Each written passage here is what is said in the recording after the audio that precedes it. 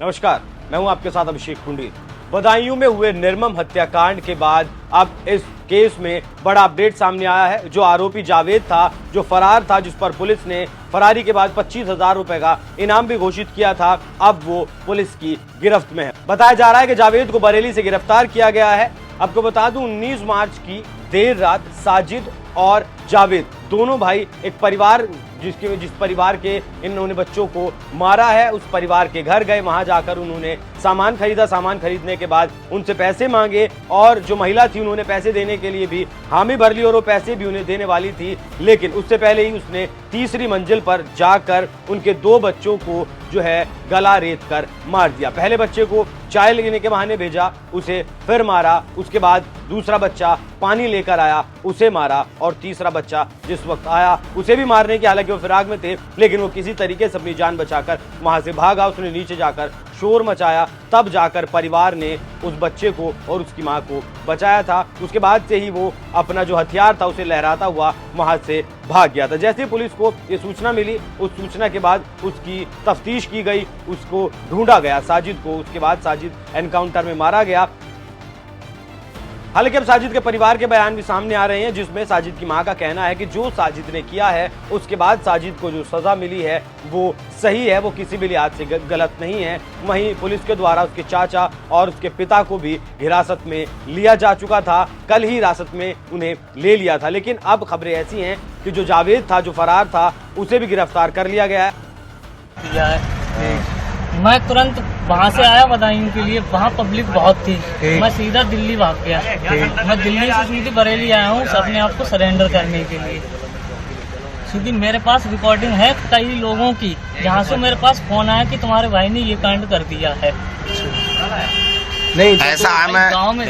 मैं एक बात बताऊं, सुनो मेरी फोन अभी ऑफ मैंने कर रखा बात सुनो। तुम अभी जैसे कहने मतलब हालांकि साजिद और जावेद की दादी का कहना है कि साजिद मानसिक रूप से थोड़ा सा परेशान था। उसके ऊपर ऊपरी हवा का, मतलब भूत प्रेत का असर था और इस पूरे हत्याकांड का जो दोषी है वो साजिद ही था। जावेद का इसमें कोई हाथ नहीं था। जावेद को जैसे पता चला कि साजिद ने ऐसा निर्मम हत्याकांड किया है, उसके बाद जावेद खुद ब खुद वहां घर से भाग गया अपनी जान बचाने के लिए। और जावेद का इस पूरे घटनाक्रम में हाथ नहीं है। लेकिन परिवार की तरफ से जो शिकायत दर्ज करवाई गई है उसमें साफ तौर पर साजिद और जावेद दोनों का नाम दर्ज करवाया गया है। साजिद एनकाउंटर में मारा जा चुका है और अब खबर ऐसी है कि जावेद को भी बरेली से गिरफ्तार कर लिया गया है और उसे भी अब पूछताछ के लिए लाया जा रहा है, जिससे अब पता चल सके कि आखिर इनकी मानसिकता क्या थी, इस हत्या के पीछे का कारण क्या था, क्यों एक परिवार के 2 बच्चों को मौत के घाट उतार दिया गया, जबकि इनकी उस परिवार के साथ कोई दुश्मनी नहीं थी,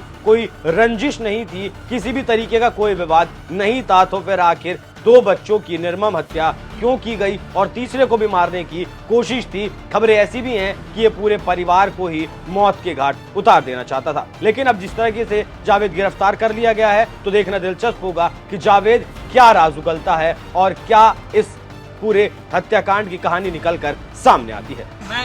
मैं देखो बहुत सीधा शरीफ आदमी हूँ। देखो इसका तो एनकाउंटर हो चुका है।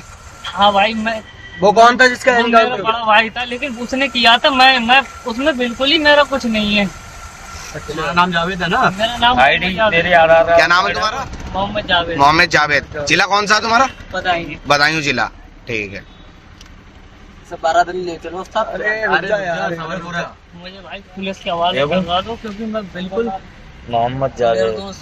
हाँ, मोहम्मद जावेद आईडी कार्ड से लिया पीछे हाँ सही देखा मुझे। जे इनकी इसमें साफ नहीं दिख रहा होगा, वो फोटो स्टेट गंदी आई थी, दूसरा वाला। ऐसा क्यों किया यार? ये तो नहीं था मेरे उनने क्यों करा? मतलब कोई तो वजह हुई। जिस घर में मर्डर हुआ है ना, वहाँ बहुत अच्छे ताल्लुकात थे हमारे, लेकिन आज तक यही नहीं पता चला। मैं खुद कितने बच्चे मारे? 2